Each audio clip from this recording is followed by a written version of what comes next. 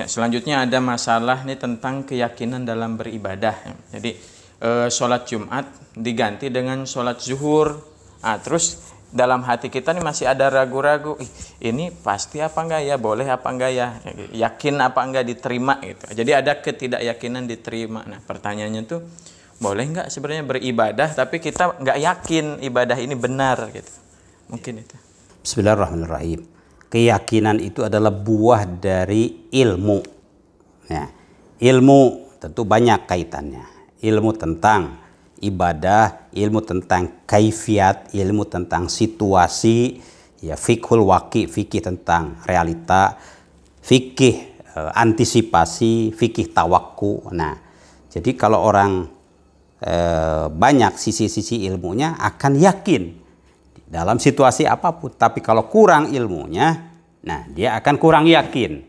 Nah, seperti tadi mungkin saya sholat di masjid, ya itu mantap. Tapi kalau di rumah kok kurang yakin. Nah, ini kurang ilmu, ya kan. Jadi ya pengetahuan itu tentu perlu ditambah sebab ada fikih darurat, fikih ibadat dalam situasi darurat. Di Al-Quran saja ada 3 cara sholat.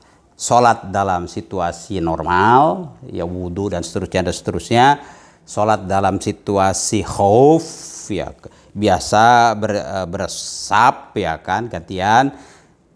Ada kaifiat sholat fi syiddatil khauf, dalam situasi yang sangat gawat. Nah, itu ada 3 itu dalam kaifiat sholat fi syiddatil khauf itu, fa in khiftum farijalan aw rukbana. Kalau dalam situasi yang sangat gawat, ketik sholatlah, ya walaupun sambil berdiri, sambil lari, sambil menembak, begitu. Kita belum sampai seperti itu, sholat sambil lari, meninggalkan ancaman bahaya. Baru kita mah diminta ya pindah, tidak di masjid tapi di rumah. Jadi ya belum syiddatul khauf sesungguhnya, ya kan. Kalau itu pun terjadi, ya dibolehkan sholat sebisanya, kan seperti itu. Dan itulah harus yakin, karena ya Allah mengaturnya seperti itu. Rasul dalam sabdanya juga mengaturnya, ulama kemudian menjelaskannya. Latubayyinunnahu dijelaskan oleh ulama, ya kan. Nah, kita tentu kalau mengetahui itu akan yakin insya Allah. Sebab itu semua perintah Allah yang dijelaskan, yang ada dalam Al-Quran hadis, kemudian dijelaskan teknisnya oleh ulama. Sebab itu adalah tugas ulama. La tubayyinunnahu linnas wa la taktumunahu.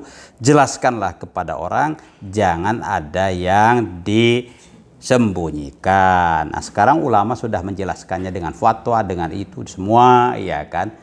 Nah, mungkin sebagian kita belum sampai levelnya sehingga bingung. Salah, bukan salahnya ulama, tapi salah yang tentu kekurangan kemampuan untuk memahami itu. Kita terus tambah rajin dalam thalabul ilmi insyaallah.